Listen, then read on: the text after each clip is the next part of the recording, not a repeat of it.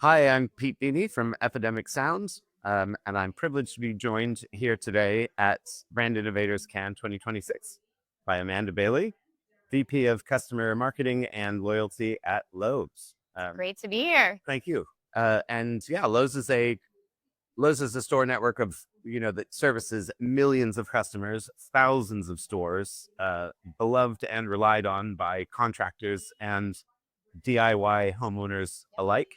That's quite a big undertaking. So yeah, we're just excited to dig into a little bit of how the business ticks and your role in helping it grow. Awesome. I'm looking forward to it. Thank you. And yeah, so first off, I just wanted to start with a couple of kind of more personal ones. The first being as a question, uh, in one word, how would your team describe you? Oh, okay. All right. One word that my team would probably use to describe me is ambitious. And that comes from being ambitious personally about what I'm after, but also on behalf of the team. We have ambitious goals and we do ambitious things in a big way. And I think they would all, you know, together say that would be the word to describe me. Love it. And another question I have for you is, if you had a walk-on music for Can, what would it be?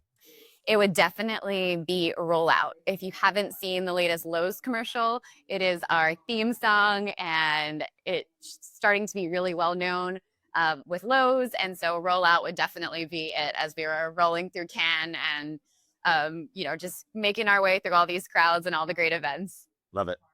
And yeah, I can't not ask you the question: what's the last thing that you fixed or built in the last few kind of weeks and months? So at Lowe's, when we talk about homeowners, we talk about them in two ways: the do-it-yourself customer, and then the do-it-for-me customer. I fall into the do-it-for-me customer bucket, So do I. and so I wasn't fixing anything.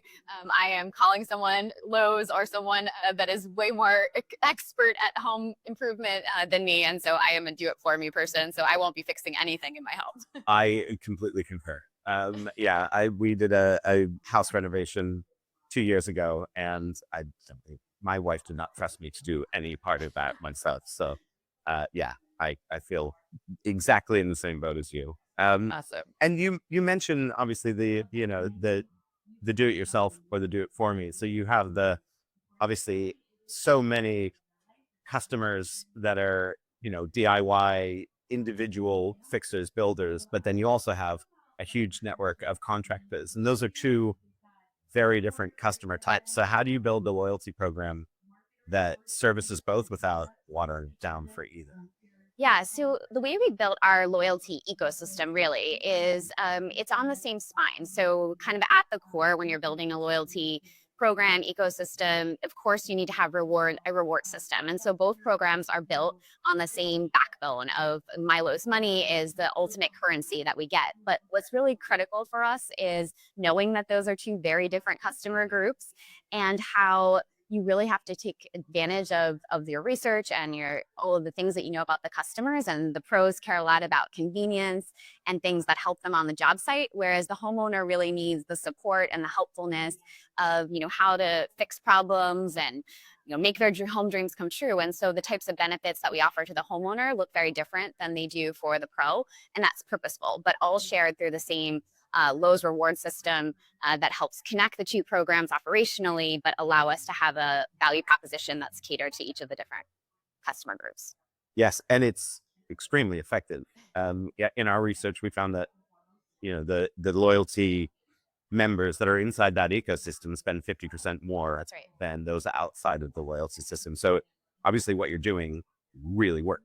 So yeah, can you shed a little light on like what has made it such a commercial success? Yeah, how is it so effective? So the very first thing that we did when we built the loyalty program was really understand, what is it about the customers that they care most about. And so that took not only building a program, but again, building this entire ecosystem that's powered by our enterprise. So part of it is making sure that we deliver not only a program and benefits, but an experience that our customers love. And when you have an experience that your customers want to engage with and return to time and again, that is what really has built this ecosystem that's powering business growth and driving great relevant customer experiences. And that has made the program immensely successful on both sides with the customer and then also internally, which is a huge part of this journey and how you bring others along across, our hourly associates in our store, as well as in the corporate headquarters. Everybody understands the same objective, which is really to drive that one more trip. And when we do that and get everybody rallied around that, it helps to kind of stay on the same page and deliver the great experience and value that we promise through our loyalty program. And how does data play into that? Because obviously telling that story both internally and externally, what role does data play in how you think about loyalty, rewards, and keeping the customer?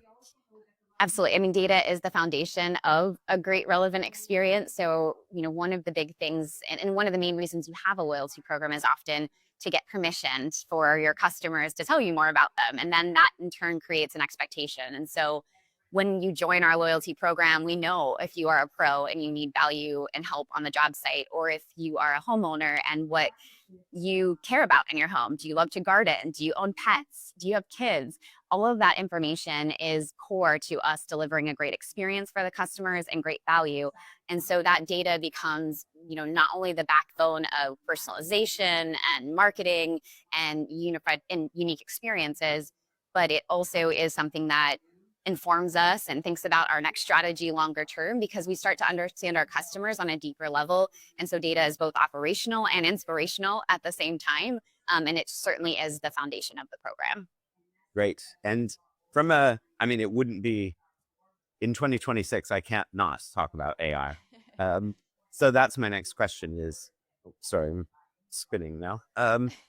Is the role that AI plays, a lot of brands have been, I think, a bit cautious or slightly nervous about how they implement AI. And obviously in a business as large as Lowe's, Yeah. that I'm sure comes with challenges, but you guys have been at the forefront of AI adoption. So can you talk me through sort of that journey and how you see AI complementing the work that you already do and the way that you engage customers? Absolutely. So when we kind of zoom out and think about how do we think about AI internally, it's really in three ways. How we think about it in the context of how our customers shop. We think about how we can apply it to help our associates sell. And then the last piece is how we can use AI in how we work. And so there's kind of three dimensions. And one of the biggest things that we've been on the forefront of, as you said, is Milo. And Milo is effectively the Red Vest associate experience in your pocket, on your device, on our website, that is really trained to operate just as if you were coming to the aisles of our stores and asking our associates for help. That agent effectively is, helping our customers if you need to know how to fix a leaky faucet, or how much mulch do I need to mulch my yard this spring.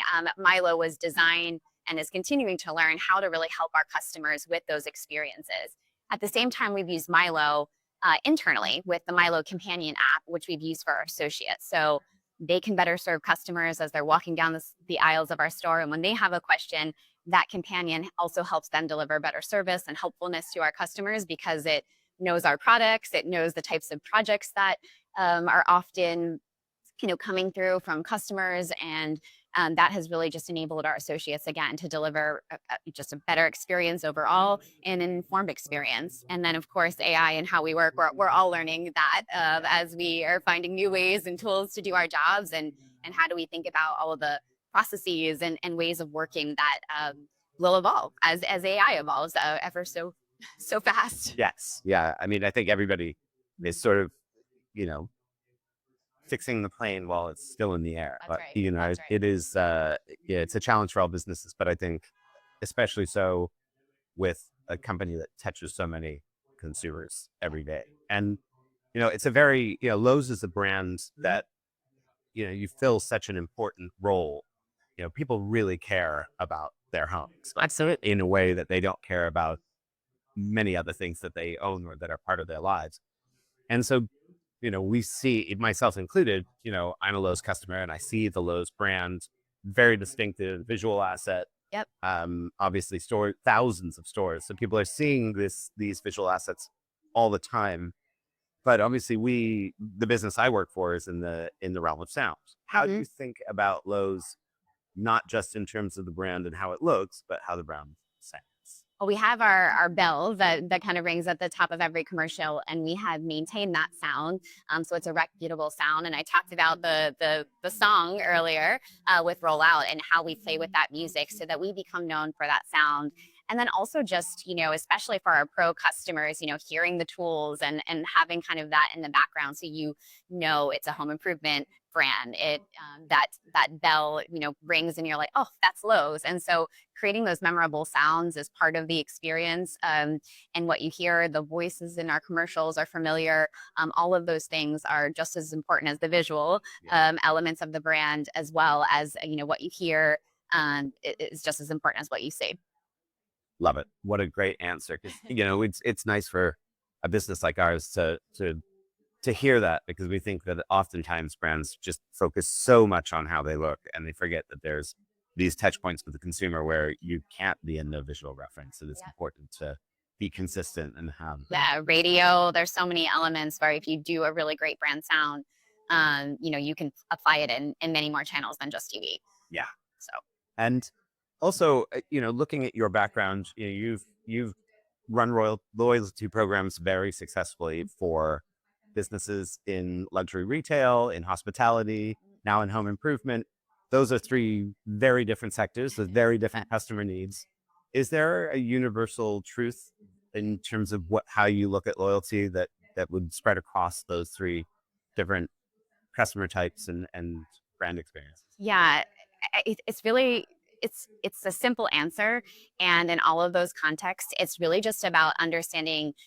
Who is that customer that you're fighting for? Who is the customer that you want to win with? And so that's point number one, is just to really understand what they need, what they desire, and building an experience and a loyalty, again, ecosystem that can really cater to those needs. It's of course a loyalty system has points and rewards, but it's also about the conveniences and how you can help them in their lives. So whether that was during my time in hospitality and whether they were traveling for business or leisure, understanding what did they need for those various trips was an important part of that experience. Is when you wanted to buy something in luxury and it was a gift for yourself, and what was the moment that you were doing that for? And that's no different in home improvement, as we have two distinct customer groups that have very distinct needs. First and foremost is just putting them at the center and understanding what those things are and delivering on that consistently. And so that's probably the number one thing, no matter what context, is just understand that customer that you're fighting for. And the second big thing is to really have a singular focus and objective internally. Loyalty, especially at a larger business and a business like Lowe's, you really have to get everybody kind of rallied around the same objective. And we did that very simply at Lowe's by getting everybody to believe that if we just drove one more trip from every customer, the business value on that is enormous. And so, focus on the customer, have a single unified objective internally. And those are the two things that I think are really meaningful in building loyalty programs. Excellent. Thank you. And just as we close out, I have one last question for you. Sure. And that is there a big bet at Lowe's currently that excites you more than any other?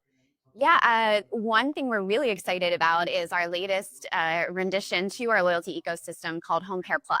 And it's a home maintenance service for $100 a year. We come out to your home. Our Lowe's associates that are in the aisles of our store come to your home and help you with the basic home upkeep, whether that's changing out your air filters, cleaning your dryer vent, flushing your water heater, changing out your smoke detector batteries, lubricating your garage door, and these really helpful services, because you said it earlier, your home is the most valuable thing in your life. And we want to help you not only in buying what you need from it, but also caring for it. And so we're really excited about this program. Just launched it in March, and customers love it. They're raving about the service. Bringing our helpfulness to their homes is a big deal, and we know that will continue to be a big program for us and a big part of what makes Lowe's special. So very Yeah. excited. And as a homeowner myself, I think anybody who buys a house for the first time really underestimates how much maintenance goes into a home. So I'm not surprised at all Oh yeah. that your customers are, you know, very, very interested. Yeah. Yeah, we did it for that reason. The new homeowner that has absolutely no idea what to do. I didn't know I had to change my air filters that many times, 9 times a year. Clothes dryer vents, all of that stuff. Or I'm too busy, I don't have the time, or maybe I'm getting to the age where I probably shouldn't be up on a ladder. So it's for all of those folks. And so we think it's a great need, and we're really happy to have a program now that delivers it. It sounds like a wonderful program, and one that I desperately need. Yes, sign up. But thank you, Amanda. Really appreciate your time. Thank you for joining us here in Cannes. And enjoy the rest of your week. Thank you very much. Nice to spend time with you. Yeah, thank you.